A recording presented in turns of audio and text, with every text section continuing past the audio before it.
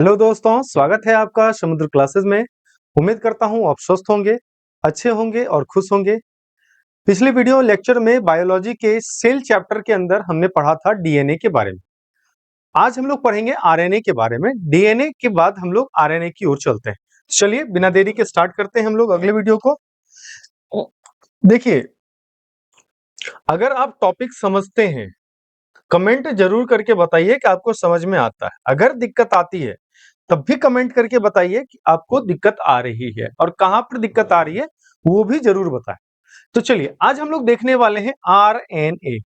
एक था हमारा डीएनए, ये भी न्यूक्लिक एसिड है और ये भी न्यूक्लिक एसिड है, समझिएगा। एक राइबोज न्यूक्लिक एसिड है, एक डीऑक्सीराइबोज है। डीऑक्सीराइबोज शुगर है और यहां राइबोज शुगर है।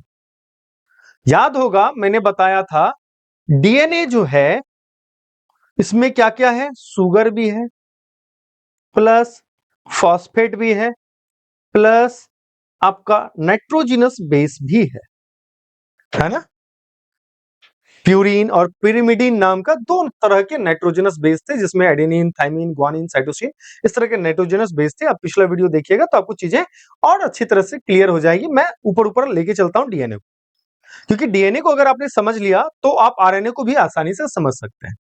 डीएनए डबल हेलिकल शेप बना रहा था, लेकिन अगर हम बात करें डीएनए के नाइट्रोजनस बेस में एक हम हटा दें, एक सिंगल वाले को हम क्या करते हैं, हटा देते हैं और उसके जगह पर दूसरा नाइट्रोजनस बेस यूज कर लेते हैं और डबल हेलिकल शेप को सिंगल हेलिकल शेप में कन्वर्ट कर देते हैं और डीऑक्सीराइबोज की जगह पर सिर्फ राइबोज रखते हैं, तो हमारा क्या बनता है, आरएनए।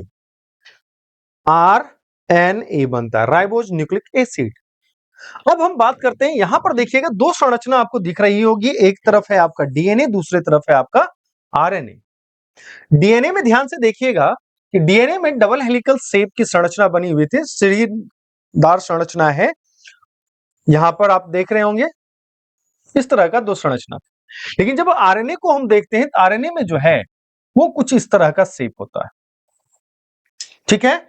और यहां पर जब देखिएगा कहता है ये जो दिख रहा है अपने को, जो चेन है, जो सीढ़ी है, और इसका भी जो सीढ़ी है वो सुगर फॉस्फेट का बना हुआ है, हेलिक्स ऑफ सुगर फॉस्फेट। अब एक में डीऑक्सी सुगर होगा और एक में राइबोज सुगर होता है। डीऑक्सी राइबोज होता है, एक में राइबोज सुगर होता है। अब यहां पर जो है नाइट्रोजनस बेस का पेयर होता है, लेकिन यहां पर पेयरिंग अभी नहीं हुआ है, अभी पेयरिंग इसका नहीं है। कौन कौन सा नाइट्रोजनस बेस है, एडेनिन, थाइमिन, ग्वानिन, साइटोसिन और यूरासिल। आप अगर देखिएगा तो यहां पर देखिए यूरासिल यहां पर प्रेजेंट है, यूरासिल यहां पर आपको अवेलेबल मिलेगा, लेकिन थाइमिन नहीं मिलेगा। यहां पर थाइमिन नहीं है। थाइमिन कहां है, थाइमिन यहां पे। लेकिन अगर आप यूरासिल यहां पर ढूंढिएगा तो यूरासिल आपको नहीं मिलेगा। इसका मतलब है कि डीएनए में क्या कहते हैं, थाइमिन की जगह पर यूरासिल है। कहां पर, आरएनए में, ठीक है। और यहां पर क्या था हमारा, एडेनिन थाइमिन के साथ, ग्वानिन साइटोसिन के साथ। लेकिन यहां पर क्या हो जाएगा, एडेनिन यूरासिल के साथ थाइमिन की जगह पर यूरासिल हो जाएगा और आपका साइटोसिन के साथ ग्वानिन हो जाएगा, जो एज इट इज था, है ना। ये है आपका आरएनए का स्ट्रक्चर, ठीक है। मेरे ख्याल से आरएनए का स्ट्रक्चर आपको समझ में आ गया होगा। और जो बॉन्ड है इन दोनों के बीच, जो जोड़ने वाला जो बंध है वो हाइड्रोजन बॉन्ड होता है। जिस तरह से यहां पे हाइड्रोजन बॉन्ड था उसी तरह से यहां पर भी हाइड्रोजन बॉन्ड है। तो चलिए अब एक एक करके हम इसके पॉइंट्स को देखते हैं। मेरे ख्याल से स्ट्रक्चर आपको समझ में आ गया होगा। डीएनए डबल हेलिकल शेप होता है, लेकिन आरएनए सिंगल हेलिकल शेप होता है। दोनों में नाइट्रोजनस बेस का सीढ़ी होता है, लैडर होता है ना। बस यूरासिल थाइमिन के जगह पर आ जाता है तो आरएनए बन जाता है। डीएनए में थाइमिन की जगह पर अगर यूरासिल को हम रख देते हैं, यूरासिल को अगर रख देते हैं तो वो आरएनए बन जाता है, आरएनए का स्ट्रक्चर फॉर्म करता है। सिमिलरली फॉस्फेट और शुगर का जो है उसका हेलिक्स बनता है, जो कि ये संरचना पट्टी वाली संरचना आपको दिखेगी। जब हम डीएनए की बात करते हैं तो एडेनिन थाइमिन के साथ ग्वानिन साइटोसिन के साथ पेयर बनाता है, लेकिन जब हम आरएनए की बात करते हैं एडेनिन के साथ यूरासिल बनाता है और ग्वानिन के साथ साइटोसिन जो है यहां पर पेयर बनाता है। ये जो पेयर होता है जुड़ने का वो हाइड्रोजन बॉन्ड के साथ होता है, एच बॉन्ड के थ्रू जुड़ता है। ठीक है, तो चलिए अगले स्लाइड में चलते हैं और बात करते हैं अब इसके पॉइंट्स के बाद। यहां भी इसके स्ट्रक्चर्स लिखे हुए हैं, आप चाहे तो इसका अगर दिख रहा होगा स्क्रीनशॉट ले सकते हैं कि जो केमिकल होता है adenine thymine guanine cytosine uracil जो केमिकल्स होते हैं उसका क्या कहते हैं स्ट्रक्चर कैसा होता है वो भी आप देख सकते हैं। फिलहाल इसकी जरूरत नहीं है, इतना डीप में नहीं जाना है अपने को। यहां पर देखना है कि आरएनए को क्या कहते हैं, राइबो न्यूक्लिक एसिड। क्या है, राइबो न्यूक्लिक एसिड कहते हैं। कहता है आरएनए राइबोज न्यूक्लिक एसिड एक आवश्यक न्यूक्लिक एसिड, क्या है, एक इंपॉर्टेंट न्यूक्लिक एसिड है जो कोशिकाओं में, कहां पर, कोशिकाओं में, और कोशिकाओं में कहां पर होता है तो कोशिका के न्यूक्लियस में होता है, डीएनए से बनता है। तो जो आरएनए है वो क्या कर रहा है, कोशिकाओं में प्रोटीन सिंथेसिस कर रहा है। क्या कर रहा है, प्रोटीन संश्लेषण कर रहा है, प्रोटीन सिंथेसिस कर रहा है, और साथ ही साथ अनुवांशिक जानकारी जो है, जो क्या कहते हैं जेनेटिक इंफॉर्मेशन है आपके शरीर का, वो जेनेटिक इंफॉर्मेशन को कंट्रोल करता है, नियंत्रण में महत्वपूर्ण भूमिका निभाता है।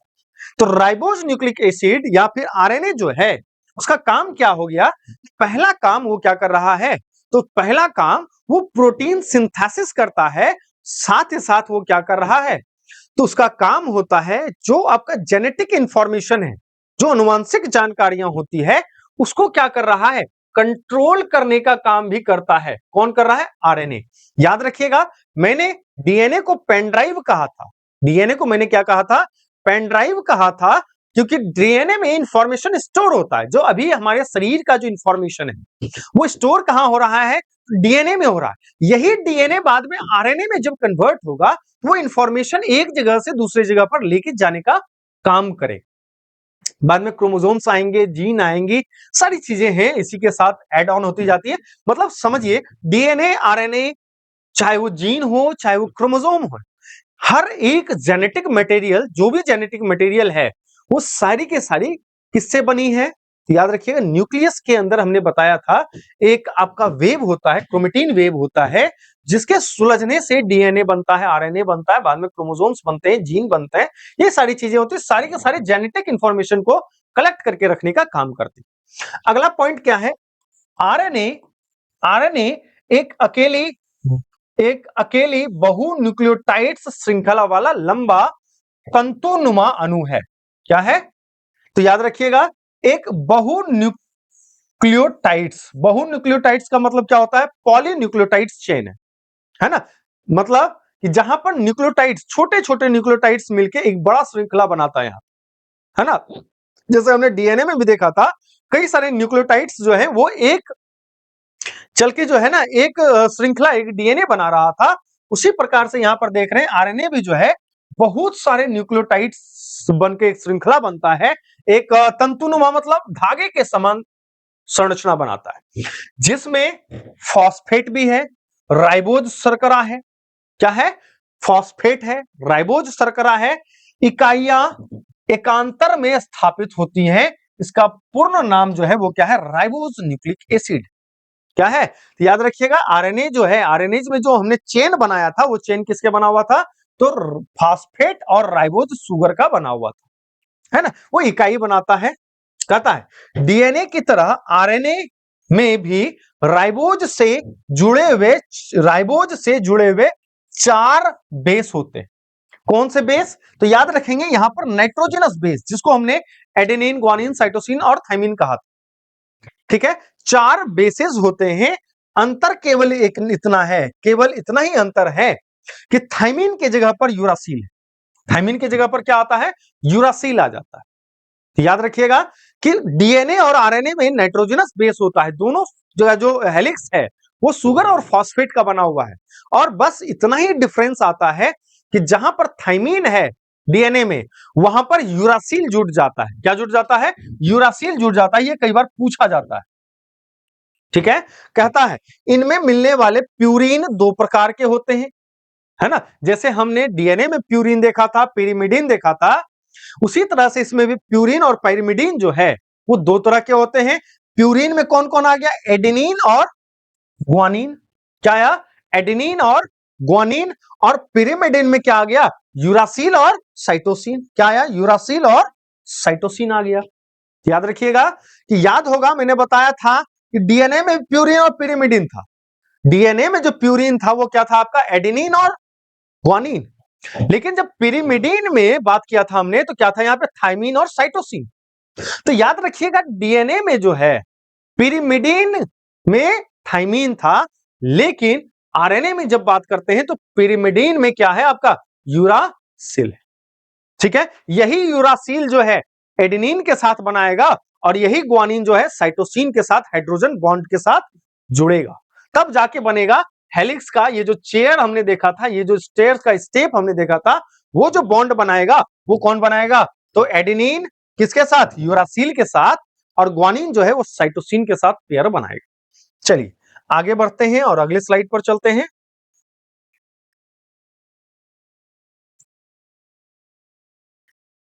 देखिए मैं कोशिश करूंगा कि लंबा वीडियो ना करूं, क्योंकि इसके टाइप्स भी हैं, आरएनए के अलग अलग प्रकार भी हैं, उन प्रकारों के बारे में जिक्र करूंगा, जैसे टीआरएनए, आरआरएनए, एमआरएनए। तो फिलहाल तो हम आरएनए को ही समझ लेते हैं। कहता है आरएनए की संरचना में, आरएनए का जो स्ट्रक्चर है उसमें शर्करा, फॉस्फेट और नाइट्रोजनस बेस के अणु मिलकर एक न्यूक्लियोटाइड्स बनाते हैं। क्या बनाया? एक शर्करा मिला, एक फॉस्फेट मिला और नाइट्रोजनस बेस, मतलब 4 नाइट्रोजनस बेस मिला। क्या बना? एक न्यूक्लियोटाइड्स बना। याद होगा मैंने बताया था कि जो आरएनए है बहु न्यूक्लियोटाइड्स का एक चेन है। बहु न्यूक्लियोटाइड्स का चेन कहने का मतलब था बहुत सारे न्यूक्लियोटाइड्स मिले। अब न्यूक्लियोटाइड्स क्या होता है? जो एक फॉस्फेट, एक शुगर और 4 नाइट्रोजनस बेस से बनने वाला एक न्यूक्लियोटाइड्स होता है, एक न्यूक्लियोटाइड्स का अणु होता है। और दो न्यूक्लियोटाइड्स एक फास्फोडाइस्टर बंध द्वारा जुड़े होते हैं। किसके द्वारा जुड़े होते हैं? दो न्यूक्लियोटाइड्स। एक न्यूक्लियोटाइड्स कैसे बना? समझ में आ गया। और दो न्यूक्लियोटाइड्स किससे जुड़ा है? फास्फोडाइस्टर बंध द्वारा जुड़ा हुआ है। और यह क्रम में एक पॉलीन्यूक्लियोटाइड्स बनाता है। क्या बनाता है? पॉली। पॉली मतलब एक से अधिक। जहां पर एक से अधिक न्यूक्लियोटाइड्स मिल जाएगा उसको क्या कह देंगे?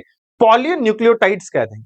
किसके द्वारा जुड़ा हुआ है? फास्फोडाइस्टर के बंध के द्वारा जुड़ा हुआ है, जो इसी क्रम में क्या बनाता है? पॉलीन्यूक्लियोटाइड्स बनाता है। अगले पॉइंट में कहता है कि आरएनए जो है वो 3 प्रकार के होते हैं। कितने प्रकार के होते हैं? मुख्यतः 3 प्रकार के होते हैं।